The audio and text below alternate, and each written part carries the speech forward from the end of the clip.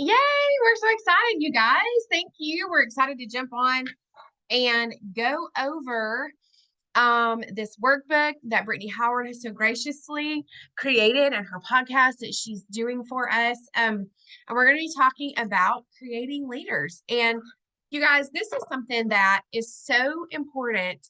And I honestly wish that I had grasped this concept so much earlier because that's it's something that I really like. It's one thing to say, oh, create leaders, create leaders. This is another to actually be intentional and dive into and do, right? So and as I'm learning so much, like I'm in this diamond sprint group with Genevieve, and the training is just like out of this world. And you guys know that Genevieve is just full of such goodness. And she's really honing in on this new program that Plexus has, the Rising or the Star Diamond program, right? And so that means when you are diamond, it starts at a 3-star diamond, and that means that you've got 3 separate legs that are all jewel legs. So like for me, I've only got 2 legs, right? I've got Austin's leg, which has Allison's team, and then I've got Amanda's leg, which has Amanda, Ashley, Valerie, and Julie, or Julie and Valerie. And so those are my 2 legs. But the whole thing, the whole premise of this Star Diamond is to create these really strong legs so that when you like from the get-go, you guys, like always be thinking, okay, what new level 1 am I developing right now? Like you've got this group over here, maybe this person over here is like senior gold, but then you've got this person that sits senior silver, and you're trying to develop, like I'm developing a new leader, and you're doing it continuously, because the idea is when you hit diamond, you're going to be hitting diamond as a 3, 4, 5-star diamond, right? Because you have developed all of these different legs underneath you that are jewel level. And so it is just such a huge, it's so huge for the longevity of your business. And it's so important for us to be thinking about that. And so the way to do that, the way to be a 3, 4, 5-star diamond is to create leaders. And that's why I'm so excited that Brittany's doing this. And I'm so excited for us to be doing this, because we want to give you guys the tools and the knowledge and even like the awareness, right? Because there's so many things I feel like I wasn't even really aware of on my journey that I'm just now kind of becoming aware of. So how much better can your journey be if you're aware of it now where you are, and like you can take it and implement things, and that'll make your journey just that much better and that much stronger. So okay, Amanda, what do you have for that? You have anything? No, that was great. And I just agree with what Jennifer said. It wasn't really until I went in jewel school after I had already hit Emerald that I really saw the big picture of the value in creating leaders. Because, I think you have this jewel rank goal in your mind, and, you just picture yourself getting there, but there's ways that you can get there that are a lot stronger than others. So yes, I got there to that level, but if I want long-term stability in my business and the true freedom that comes at a jewel level, it's going to be from having those strong leadership legs, like Jennifer was saying, and that does come by creating leaders. So I love what she said about just us even trying to bring awareness to that, and what she said about, who are you currently developing that could be that next leader leg for you. So yeah, that's all I've got right now. Yeah.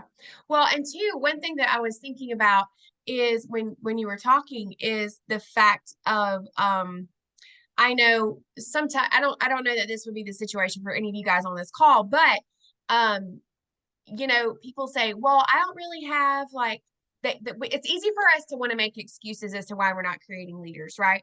And a lot of, like, if we're aware that we need to be creating leaders and we're not, like, it's easy for us to put the blame on other people. I just don't have a downline, or I just don't have this, or I don't have an upline, right? I mean, we're not on the same page. And so as I look over I'm just thinking about some of the people on the diamond, the sprint call that I'm on, and even, actually, you guys, even a lot, and I'm not trying to be negative, like even a lot of my own journey, especially past jewel level, didn't really have a spot. I mean, like a leader like above me. And so the thing is like owning our business, right? Like this is my business. And I had to come to grips with that. Like, this is my business. No one's no one's name is on that paycheck but mine.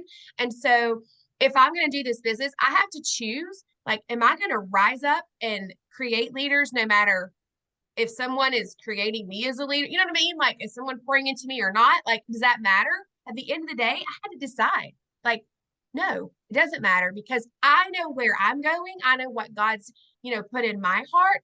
And so it doesn't really matter, like, all the circumstances around me. I'm not going to make excuses. I'm done with excuses and I'm going to move forward. And honestly, that's really been a lot of my journey over probably the last year. It's like, I am done with excuses. I've had a lot of excuses and I'm through with it, right? This is my business and we're going to go forward. And I just kind of want, and another thing I want to normalize, this really has nothing to do, it does have something to do with creating leaders, but I want to normalize, you guys. I don't, my regional sales manager, Mary Day, she said, I don't like the word rebuild. She said, I like the word renovate. She said, because if you are a gold or a senior gold or a ruby or a senior ruby, and you have some, people, workers or whatever that have left or whatever, she's like, you still have a really stable business, right? You've got some good bones, some really good structure. So rebuilding is kind of gives a concept of like, you have nothing, right? And then you're having to start from scratch. But renovating is you've got some really good bones. And I like that term. I was like, ooh, I really like that. So let's normalize. Andrea Mitchell said it on our call last week. She was like, we've got to normalize the rebuilding. We've got to normalize the renovating. Like, I don't care if you're gold, ruby, emerald, diamond, it doesn't matter, you guys. You're going to constantly be creating new leaders. You're going to constantly be reevaluating your business and bringing up new people. And in a sense, like rebuilding, because what happens this is what happens. You create these amazing leaders, and then these amazing leaders go and do their thing. Like, they go and lead, which is what you want them to do. But if you haven't continued that process, then you're sitting here going, hey, I really don't know what to do right now because everybody's leading, everybody's doing their thing, right? And so then that's kind of where I am. You're like, okay, well, I have to, because I really wasn't consistent in like continuously creating leaders. It's kind of like, okay, I'm going to have to go create leaders again, And so let's normalize that it's a constant cycle. Let's normalize that. So that like came out of nowhere, but there you go. That's for free.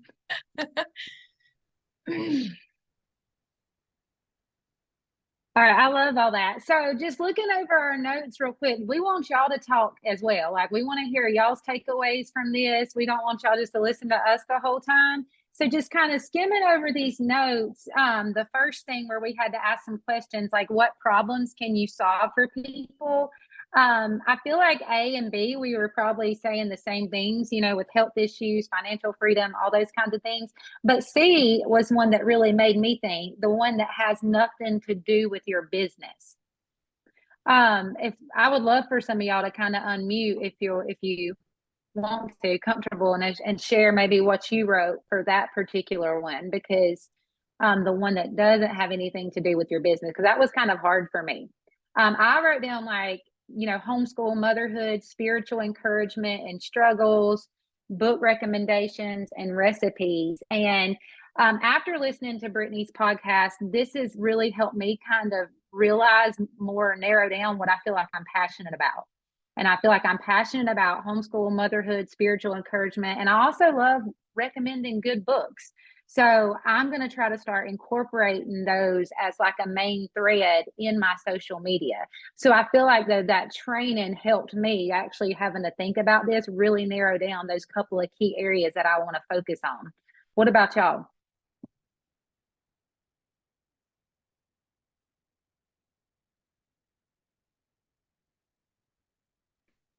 I put on there that I really like, same thing on number 3 was, friendship or someone to listen to as someone that doesn't have to do with business, being able to help them out with different things when they ask, for whatever it may be, as far as spiritual influences or something, or questions about ministry, stuff like that. So I put that on there. And then as well as just homemaking, farm, house stuff, decorating, stuff like that. Lord, putting that in my everyday use.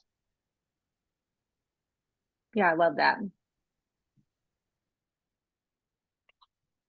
Anybody else want to share or type in the chat box?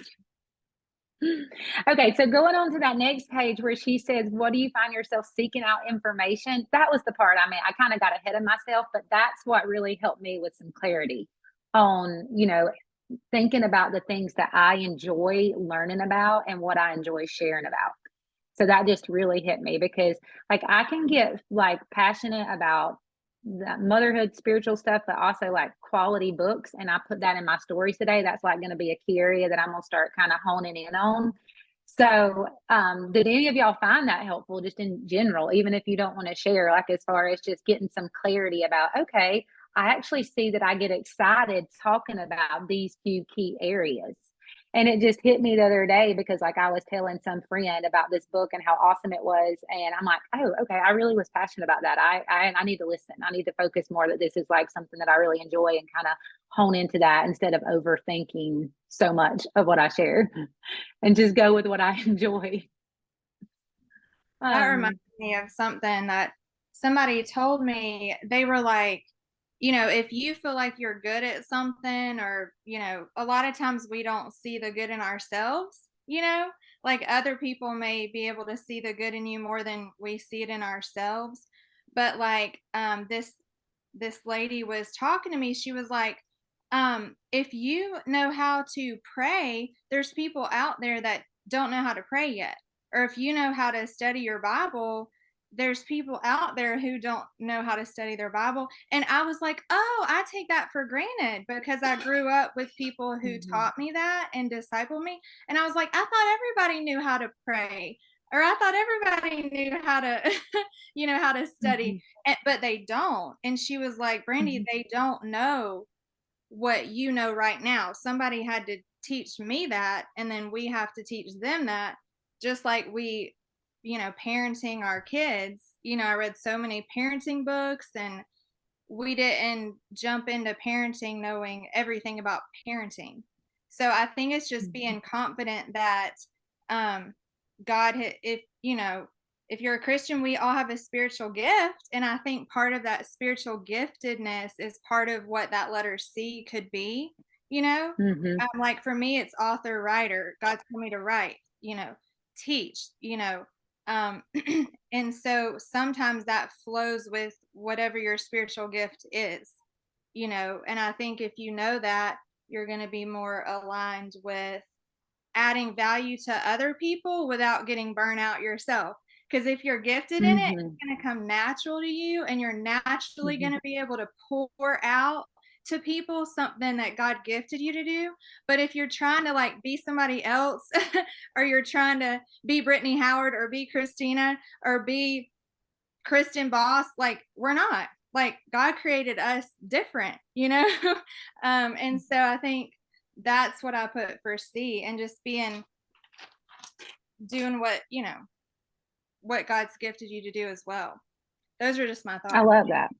No, I love that, Brandy. And it made me think, because there have been times in the past where if I was going to answer those questions like you were talking, I would have really struggled. Like, so if that was, if it was like that for you, where you're like, I really just don't know, ask, like Brandy was saying, a close friend, whether it's your sponsor or somebody you're close to in life, to help you see what strengths you have. Like I've had to do that before. Like, what am I even good at? Like, I really don't even know, like you just, I was playing, like, am I even good at anything? So I've definitely been there. And then, Brandy mentioned that the spiritual gifts as well. And a couple years ago, I took like an online spiritual gift test, and that was so helpful for me, impactful. Cause I don't know, this will be funny, y'all, but like the Veggie Tales things, there's like a episode called Lord of the Beans, and the boy with the Veggie Tale, whatever, asparagus, was trying to find out his gift. And I would feel like that, like, I don't know what my gift is. Like, I don't even have a gift, Don't worry, I won't sing the song. So anyways, But that spiritual gift test, like it kind of highlights 3 areas that are strengths for you spiritually. And that was just so insightful for me. So definitely, if you feel like this is an area where you, because let's be honest, this affects your social media, like what you share, that you're struggling with, reach out to somebody, help them. And there's also online strength test you can take as well. And then that spiritual gift test, I do highly recommend that. Lots of things to choose from. Jennifer, do you have any on that? And Brandy, that was great. Thanks for sharing. No, just like that's really good. And this has been helpful because I feel when it comes to social media, not really Facebook. I feel like Facebook and Instagram are like 2 different worlds, right? And I don't really struggle with Facebook so much, but I do struggle with Instagram. And there's like 50,000 voices that are speaking into us about, what to do, what not to do. And so, and you've got to have this niche and you've got to have this brand. And so I have been so paralyzed by that pretty much like on my Instagram feed, it's just been like, it's been nothing. I do okay with stories, but not with my feed so much. So this was helpful for me, really just to kind of hone in on some things that I'm passionate about and what I seek information about. And so it's almost just like not that you don't want to take advice or learning from people, but if you're at the point of paralyzation, it's like, just do something. Like, just do it messy, do it sloppy, do it wrong, even whatever, according to the gurus. I don't care, but just do something. And so this was really helpful for me to kind of like break past that in my mind. Now, the next step is I've actually got to take the action, right? So that's the next challenge, take the action now that I've kind of overcome it in my brain. Okay, we can Jennifer, move that on. reminds me of something that I was talking to this lady about, and she's like a visibility coach, and she's a Christian lady, and she was saying it's okay if you're multifaceted, like if she used the word anointed in different ways, but you could talk about it's okay if you're more than just, if your niche is more than a homeschool mom, because we're more than that one thing. Like, I'm more than just a basketball mom, but a lot of people like to see pictures of my boys playing basketball because our family's not here. So they don't get to see them, So I post that and family gets to see their basketball stuff. But, it's like we're not just a homeschool mom or just a pastor's wife or just a basketball mom or, just a health food nut. Like, we like different things. And honestly, I don't know what I feel about the whole do only one niche thing. Like, I honestly don't know because I like so many different things and I post about all of it. And that may not be good, but it's who I am. I'm a sports mom and we do ministry and, we have a dog and blah, blah, blah. I mean, I don't know what y'all feel about that, but like you said, I think it's better to post about all of who you really are instead of being paralyzed and not posting anything. Yes. I don't know. Yes. Well, No, and I completely ultimately, agree. from one perspective that I've really had, it's like, okay, so part of me, if I'm so paralyzed, at the end of the day, I am not trusting God that He is in control of my business and who is coming to my pages and who is following me, because if I feel like I don't have the perfect thing, then I am the one in control of the situation. I am the one in charge. And so it's really a lot of like not relinquishing my business really to Him or my social media. Like, okay, God, like He can work in spite of the algorithm or whatever. You know what I mean? And I'm not saying that we should not, like take advice or, hear the tips or whatever. But at the same time, like if it's where we're paralyzed, we really need to check ourselves and say, okay, who's really in control? Like, am I really trusting Jennifer and the algorithms and the posts to be in charge of my business, or am I really giving it to God? Because He already knows all the VIP customers. He already knows all the brand ambassadors that are going to join my journey in 2023. God already has their name. Like He already knows. So I really don't need to worry about it. I need to do the best that I can do. Anyway, okay, sorry. No, that was good. All right, so I'm not gonna go over everything in the notes because she lists out all the ways to add value. I know all of y'all on here are already doing those kinds of things because we see your social media. So y'all are really awesome at that. One thing I want to share, and this is like Jennifer said, this is kind of not completely on topic, but it kind of is. I started reading Atomic Habits this morning, and there was a part in there about the valley of disappointment that really stuck out to me because, this whole lesson was on becoming a leader people want to follow. And people want to follow someone that can help them get through disappointments. And when you think about people that have really made a huge impact on your life, whether spiritually, physically, emotionally, whatever, usually that person has helped you through something, helped you through a hard time. And I think why this stood out to me is because we know, like, guys, if y'all stay in this business any length of time, you're going to hit that valley of disappointment, and it's just inevitable. We have like this idealistic mindset when people start. I believe most people think it's that upwards, you won't be able to see my book good, but that straight upwards trajectory when it's really all like this. So I'm going to read this real quick. It says, we often expect progress to be linear. At the very least, we hope it will come quickly. In reality, the results of our efforts are often delayed. It is not until months or years later that we realize the true value of the previous work we have done. This can result in a valley of disappointment where people feel discouraged after putting in weeks or months of hard work without experiencing any results. However, this work was not wasted.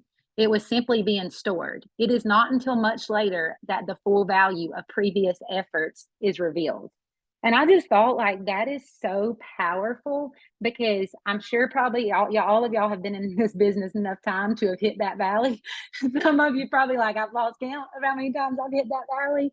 But we know that comes for people because people come into this and then they realize, they think, oh, success has taken too long, or a rank up was delayed. Maybe they've been told no too many and they just hit that valley. And it's so important for us to be able to help navigate people through that. So how do you do that? Well, one thing's normalizing it. Like what Jennifer was saying, that it is normal to have to renovate, to create new leaders. Like, we've got to normalize that for people. And then we've also got to plug them into personal growth, because that's really where the rubber meets the road.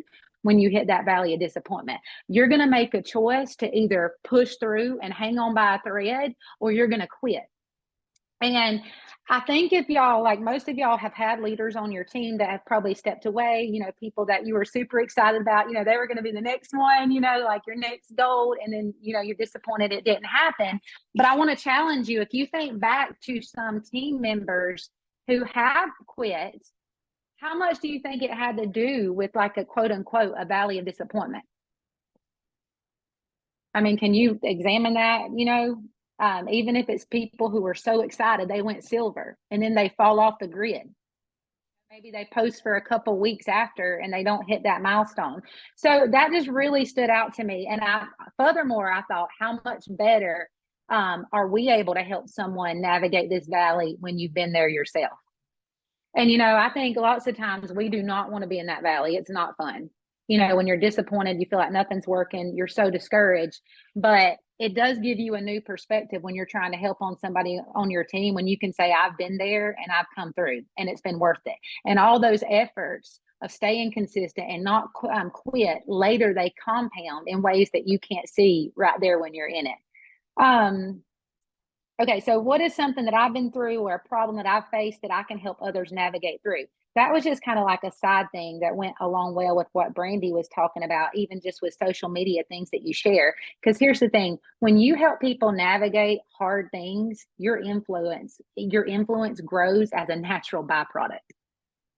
Okay, so not only as you help your team navigate these waters when they're disappointed, your influence is going to grow with them, but also even when you can take areas that you've struggled with in the past and share them with your network, your influence is going to grow as a natural byproduct. So yeah, those are just some thoughts I had about this. And it made me think about, like, when I hit Emerald, people look at that's like the pinnacle of the mountain. That's kind of what you think the whole time. But what meant so much to me when I hit Emerald, it had nothing. I mean, yes, it did have to do with that range, but what made it special was it was all those valleys of disappointments. I could cry now thinking about it, that I had been through to get to that place. That's what made it so special. It wasn't in the actual rank or the, the income or what. I mean, yeah, those things are great. And that's what we want for our family, but that's not what made it like special, because we see the grit and determination behind all of that. So that's just something that really spoke to me out of this. I wasn't expecting it, but the whole thing is becoming a leader people want to follow. So we know we need to add value for people, but we also need to help them navigate those disappointments. How can we do that? And I do feel like one of the biggest things is setting up realistic expectations in the beginning. That this isn't a race. It's a marathon, And so yeah, and honestly plugging them into personal growth. Do y'all have anything else that just comes to mind as far as adding value in general to people, helping them navigate those valleys of discouragement? Well, Brandy asks, how are we honest with our downline about the hardness of it without being negative? She asked that in the chat. So one of the, Amanda answered it, an aspect of it really well when she said, that's what you look back and see, like your growth. It's worth it because you're reaching like your financial dreams maybe, or whatever you're, financially decide working for. But you look back and you see how much stronger that you are, and those areas bleeds over into all of your life, and it affects everybody. So just really painting that picture of, you're an overcomer, and you become an overcomer, and it makes you stronger in other walks and areas of your life as well. And that whatever their why is, whatever it is they're working for, like it's just that much sweeter. Yeah. So anybody have any thoughts on that? How you're honest without being negative?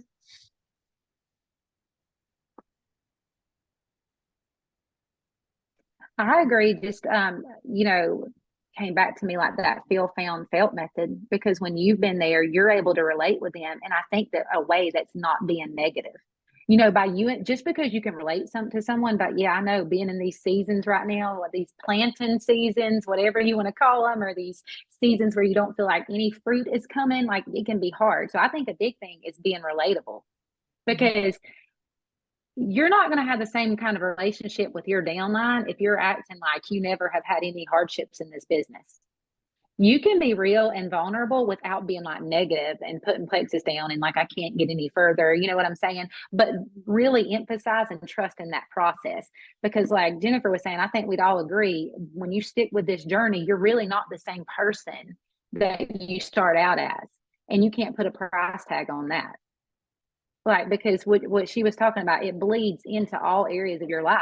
And there's times, just thinking about mindset and things we've been through personally, I'm like, if I was not, and y'all, we know the Bible talks about strengthening your mind, renewing your spirit, all those things.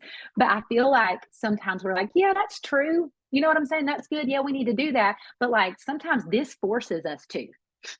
You know what I'm saying? Because it's like you hit that wall, like either I'm going to give in and quit, or I'm going to figure out how to work through this, my mindset to get stronger, or I need a different perspective.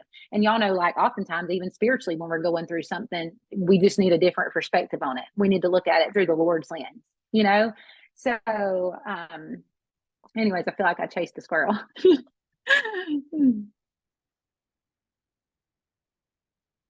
Well, we don't want to keep y'all on. We said we really were going to try hard to keep this at 30 minutes. So does anybody have anything else you want to add, or just any big takeaways, or if anything you've been going through that, it can be whatever. Jennifer, you could go and stop the recording too. So that way, if, somebody wanted to share, I know some people are watching the recording, so we can go and stop it.